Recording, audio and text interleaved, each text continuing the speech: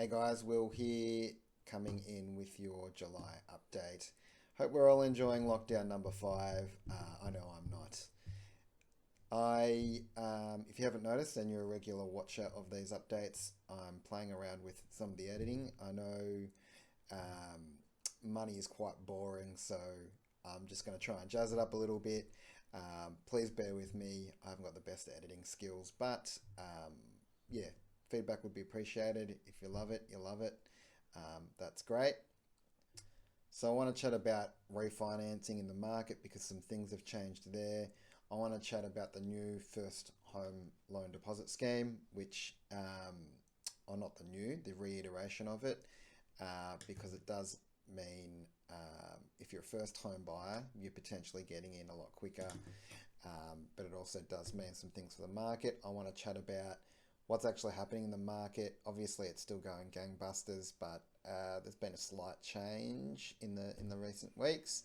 And finally, I want to chat on the broader economy and talk to you about what old Klaus Schwab and his mates have been up to.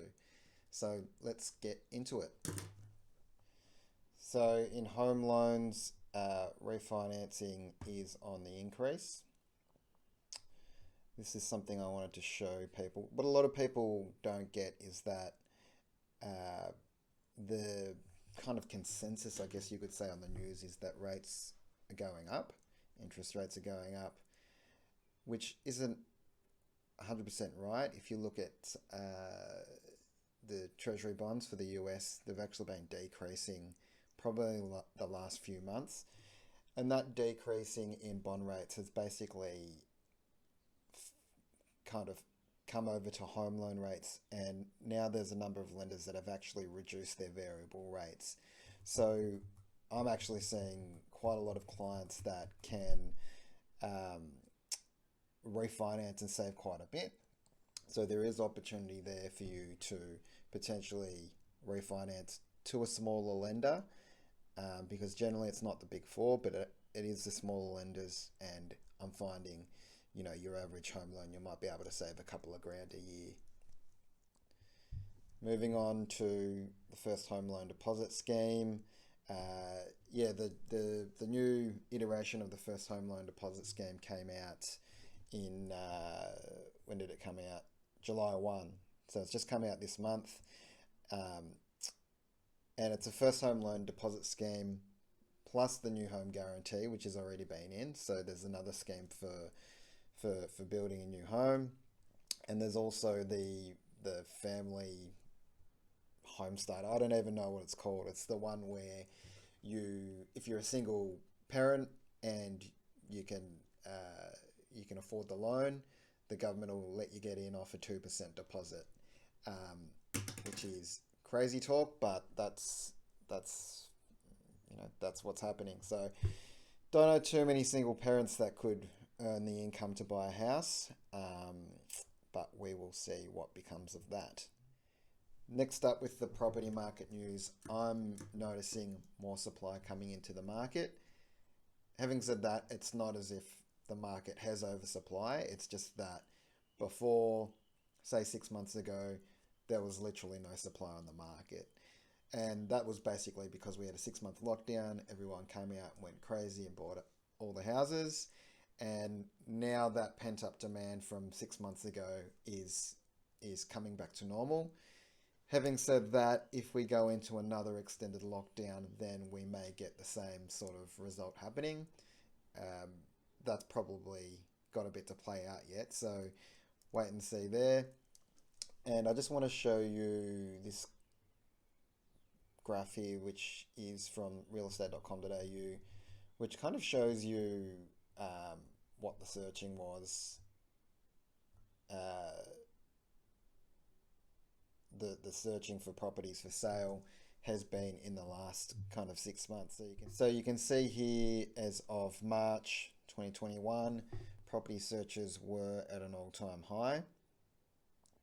And you can see, interestingly, if you look back towards the start of the lockdowns, 2020, it was basically down 20% year on year. So fell through the floor, and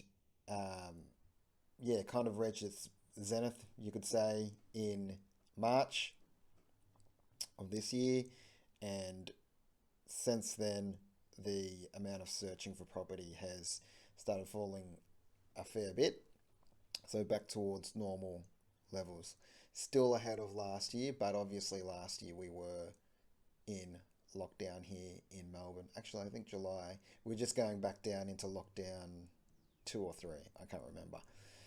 But that gives you some idea of the demand. So the demand's starting to fall off, but overall I would say that we still got more demand than supply. So if you're out there waiting to buy a property because you think it's going to go down, good luck.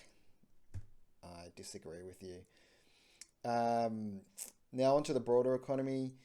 I want to get into negative interest rates still on the table. So I just want to show you this paper here from APRA, and basically it's a letter to all of the banks saying that you guys need to have your systems and processes set up for negative interest rates.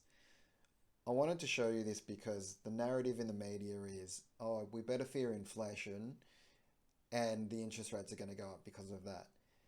Now, I'm not saying that's not a possibility. Indeed, inflation is what we're getting in asset prices. But we also need to be aware that there are other possibilities that are on the table, and that is negative interest rates. The other thing I wanted to chat to you about is old mate Hans Schwab. What is his name? Klaus Schwab. Klaus Schwab. Hans, Klaus. Same difference. I wanted to talk about Klaus Schwab.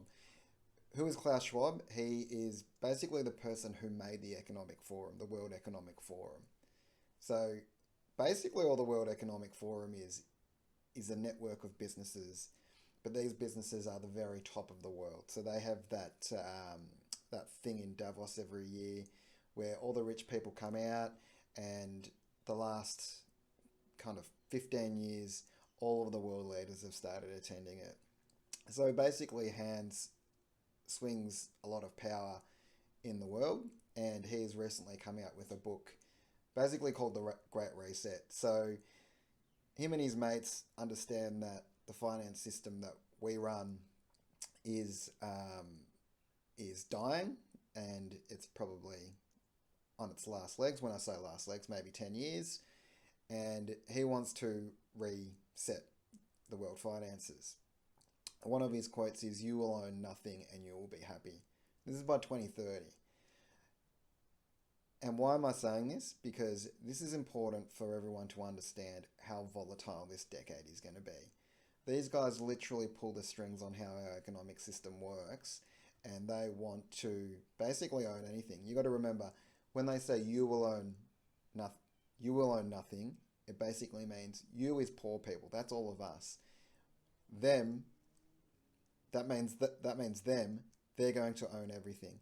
So I think paying attention to your finances is going to be very important this decade. So what's the bottom line here? I think you have to take responsibility for your finances, because this decade is going to be so volatile. And if you get caught on the wrong side of the volatility, it might wipe you out for decades. So this is the main point of me doing this economic stuff, because I can see a lot of people. I see everyone's finances. I know the positions people are in, and all I'm saying is you need to prepare better. Most of you anyway need to prepare better. And this is my way of getting it out there. I hope you guys get something out of it, and I hope it gives you some food for thought. If you've got any questions, I'm always available. You can leave them in the comments section, or you can just give me a buzz and have a chat. If you need any home loan stuff done, same thing, give us a buzz and I will sort it as per usual. Cheers.